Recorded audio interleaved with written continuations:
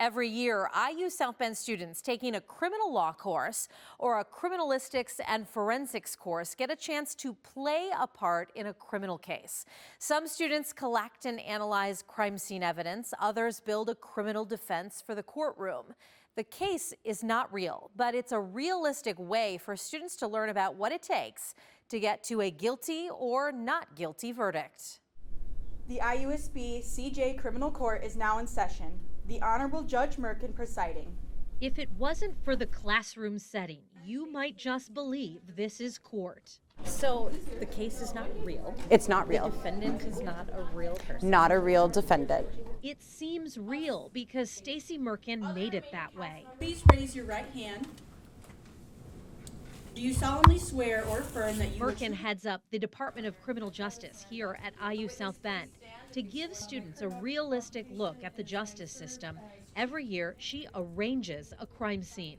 And then what I do with Officer Hoff, who works at South Bend PD, she also teaches my labs with me. So we get together ahead of time and we create all the blood spatter, we break the mugs, we do everything that we need to do ahead of time for the actual crime scene. And we set it up, we come in early and set it up. Then, while some students investigate, but we put our fingerprints on everything, so when they're lifting, it's really ours. Other students prepare for trial. So I give them the evidence that comes from my criminalistics class, because there was a crime scene. So we did have a victim on the stage in Northside where the criminalistic students collected all the evidence and processed, sort of processed the evidence. So all of that happens ahead of time. So they get the discovery. I send it to both sides at the same time, so it's fair. Ultimately, all of that culminates inside the courtroom. There are always two sides to every story.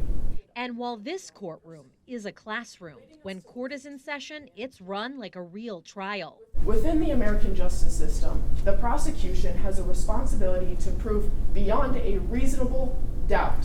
First, attorneys give their opening statements. The defendant, sitting before you, brutally murdered the victim, Anastasia Martin. Then the lawyers call witnesses and present evidence. Do you swear to tell the truth, the whole truth, and nothing but the truth? Please say I do. I do. The witness may be seated. This fictional case is Indiana versus Sutherland. The defendant, Tracy Sutherland, played by another IU South Bend professor, is accused in the brutal murder of Anastasia Martin. And I'm getting to prove why I think that the defendant committed the crime, and so me and the other prosecuting attorneys are trying our best to show how the evidence guides the jurors to that conclusion. So my defense team and I, we spent hours on phone calls, meeting in person, deciding what way is the best way to, go about the trial. The victim died from a hit to the head and also had cyanide in her blood. Investigators collected blood spatter evidence, fingerprints, and a handwritten note. All of that is presented in front of a jury and the Honorable Judge Merkin. Just understanding what a courtroom essentially is like.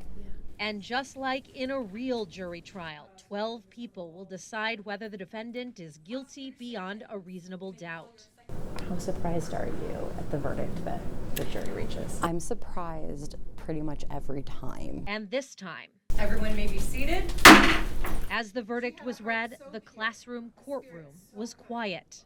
Your Honor, we find the defendant, Tracy Sutherland, not guilty on the count of first-degree murder with aggravated circumstances. But we ultimately just decided we had to put everything aside and think about, did the prosecution meet their burden of proof and prove beyond a reasonable doubt that the defendant that was on trial was the one who actually committed the crime? Just like in real life, the jury's verdict doesn't always put an end to the questions. Oh my gosh, I was shocked. I thought it was going to be guilty. It's guilty. I was like, I just had a gut feeling, and then when they read it, I literally was back here, and I was like.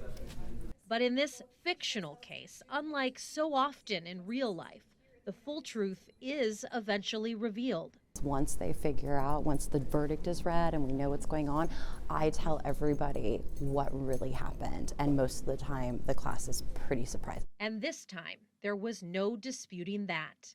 Tracy did commit part of the crime. Oh my God. The professor comes up with the story and plans out the evidence a year ahead. She's already planning a new case for next year. In the studio, Kristen Bean, WSBT 22 News. Thanks for watching. Here's another story you may like, and subscribe to the WSBT 22 YouTube channel.